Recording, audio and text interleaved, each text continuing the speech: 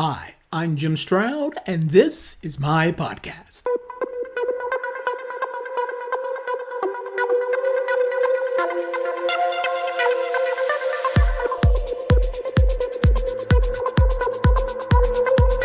You've heard of the 5 stages of grief, right?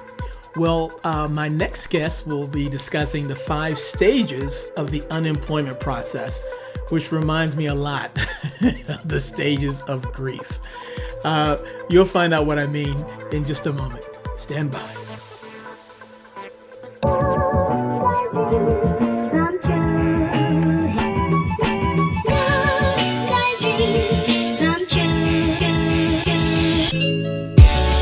The Recruiting Life is a newsletter that gives a whimsical view of the world of work. It aspires to educate and entertain with articles, comics, videos, podcasts, contests, and more. It is produced on a weekly basis by yours truly, Jim Stroud, and is supported by readers like you. Topics in this newsletter include the future of work, current labor trends, sourcing passive candidates, and more. Subscribe now and receive it every Monday in your email by going to jimstroud.com/subscribe. That's jimstroud.com/subscribe. Link in the podcast description. Don't wait, subscribe now. Operators are standing by. Hello, today we're here with a very special guest. Special guest, tell us, who are you and what do you do? Hey, Jim, thanks for having me. My name is Jeremy Lyons. I am co-founder of RecOps Collective, writer and editor of the RecOps Roundup newsletter. And I come bringing RecOps knowledge as well as knowledge for job seekers. I've been in the RecOps space now for about 6 odd years, working with companies of all sizes and in different industries, and having the time of my life doing it. Recruiting operations is one of those magical, mystical jobs that people think they understand, but do they really? How would you describe what a RecOps person does real quick before I get into the subject? You know, I love how you describe that, because it really is a magical place. When people ask me what is RecOps, I can give a very long-winded answer. And basically, that all distilled down, there are about 4 pillars of RecOps. There's a data pillar, and that usually covers all the reporting and everything that you are doing for your recruiting teams. Can also be helping to define KPIs. Just really, if we're going to go and measure anything, we want your RecOps person involved. There's a programs pillar, and that could be anything from helping with your interviewer skills training, your recruiting enablement.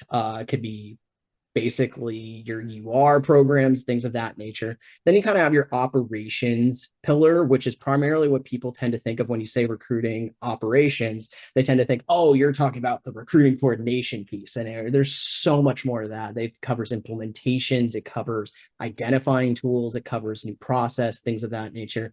And then kind of that last piece is that strategy piece. And I think that strategy piece is actually very, very crucial for understanding what recruiting ops does. Because recruiting ops isn't just so much as like, hey, let's pick an ATS and let's go. Let's find this new tool, let's go. It's really thinking about, how do you build a ecosystem that all talks to each other, processes that validate that back to people. And I think that's the part that is really, really exciting about recruiting operations right now, is that previously it was a lot of like, hey, just go and take care of the recruiting coordination team. We'll come to you when we've got questions. And now we're starting to see a rise of high-level RecOps positions coming in and being able to help companies really sort of redefine recruiting and get recruiting more to be seen as a revenue generator, as opposed to just sort of a cost center. Very cool. Very cool. Very cool. You know, one thing that brought you to mind today, usually when I think of you, I think of recruiting ops, of course. You are the RecOps guy. You are the RecOps guy.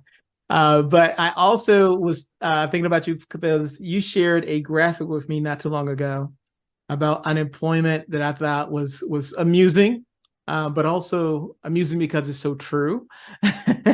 Would you tell the audience about your graphic there?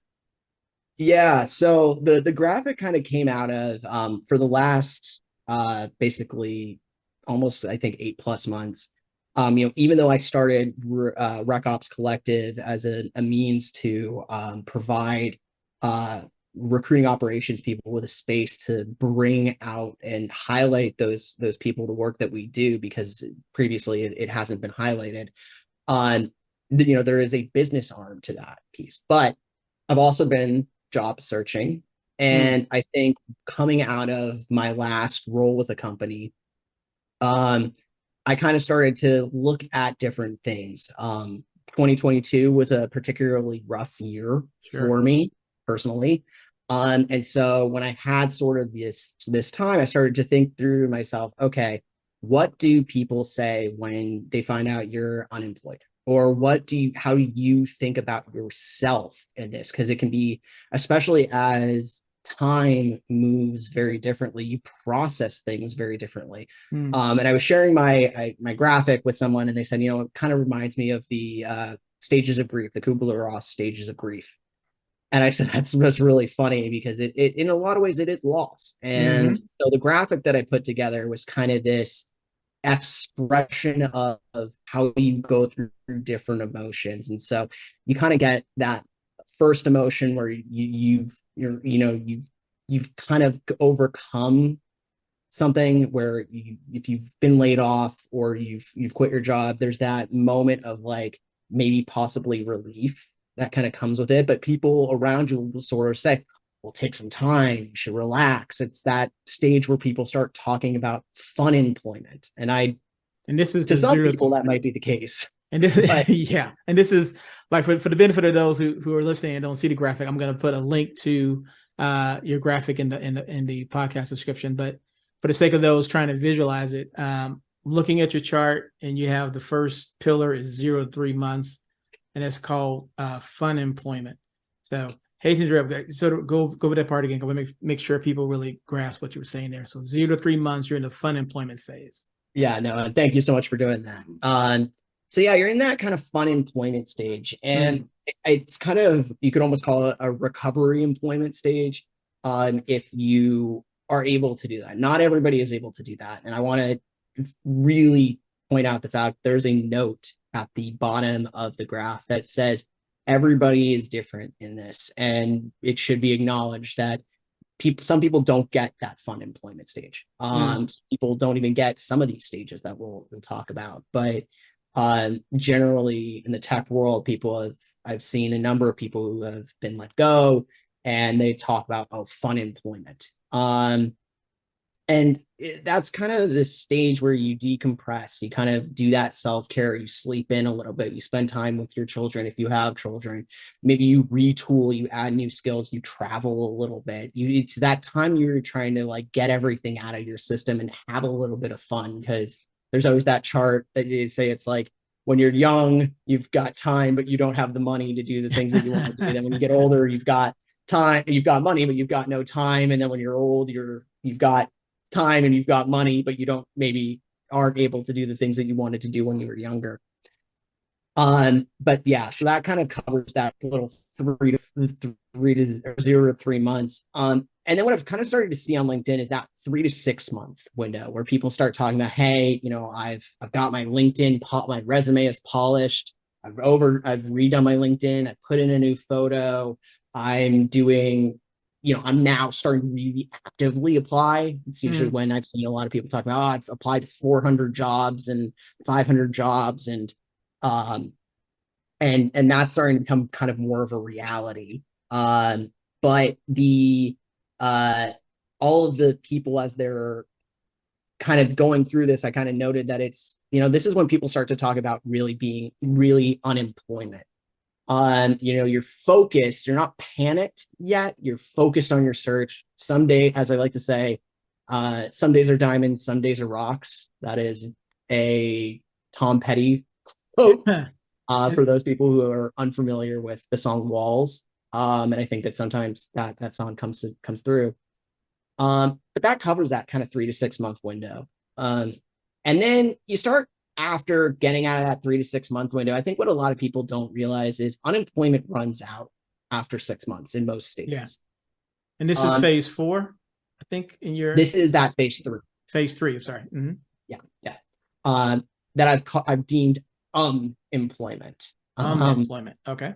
And that's the reason why I call it the employment phase is, to quote Taylor Swift, it's that phase where you're applying to jobs and you might not have gotten a lot of feedback, you might not have got a lot of things. And so you sort of start to take that, it's me, hi, I'm the problem, it's me Right. in your job search, because you're not getting a lot of anything back. And that starts to dig into you. It starts to kind of say, hey, what am I doing wrong? As opposed to what is the market doing? And you hear the market, but you kind of just go, okay, that's the market, but what about me? And you start to panic at that point, because when money runs out. Yeah. And it's you start to have very different conversations. Questions that people ask you that you might have been a little bit more like carefree about in an interview, you start to really consider. Maybe you start saying, when they ask what are you looking for in terms of compensation, you change your number, and you just change your number to the bottommost of something so that you can not position yourself as being too pricey. And that's a very scary position to be in. You really start to re-examine things. And then the next sort of stage that I've talked about on this graph is that 9 to 12 months.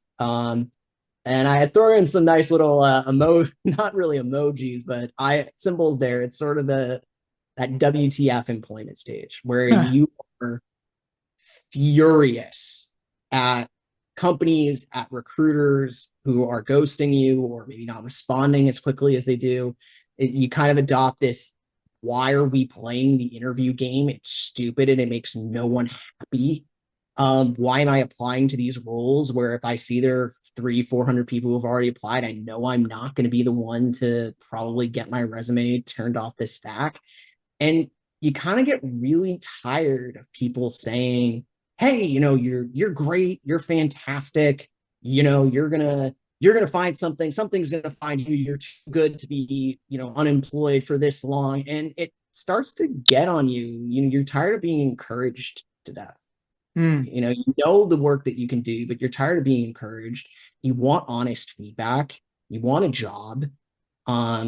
These are things that really start to get to you, start to grind on you. And I think that leads to that 12 plus month that I call like next employment, where you start to say, maybe the space is telling me something. Maybe it's telling me I don't belong.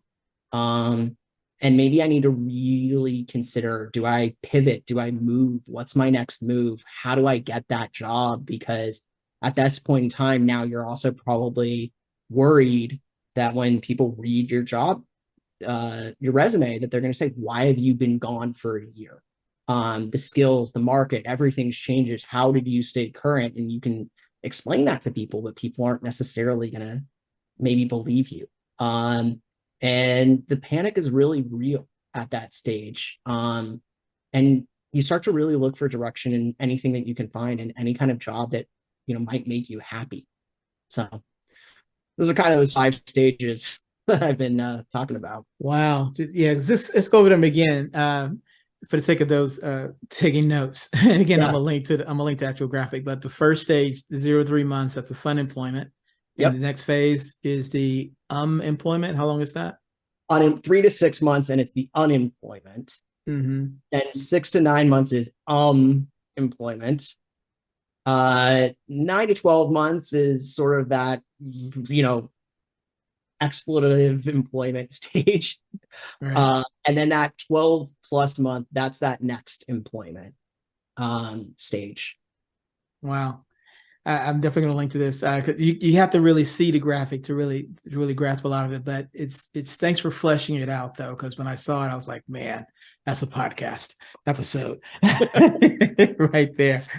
If people had questions that they wanted to address to you in particular about your phases of unemployment or about your rec ops background, how can they find you? Yeah, so they can find me on LinkedIn, Jeremy A. Lyons. I respond to my messages. If they want to ask about rec ops stuff, I say it's Jeremy Lyons, or sorry, I should take that back. It's Jeremy at recopscollective.com. And if people need just to have an ear, shoot me a message on both. I'm happy to set aside time to talk to anybody who's willing to talk to me. Cool beans. Jeremy Lyons, thank you for being on the Jim Stroud podcast. Thank you for the opportunity, Jim.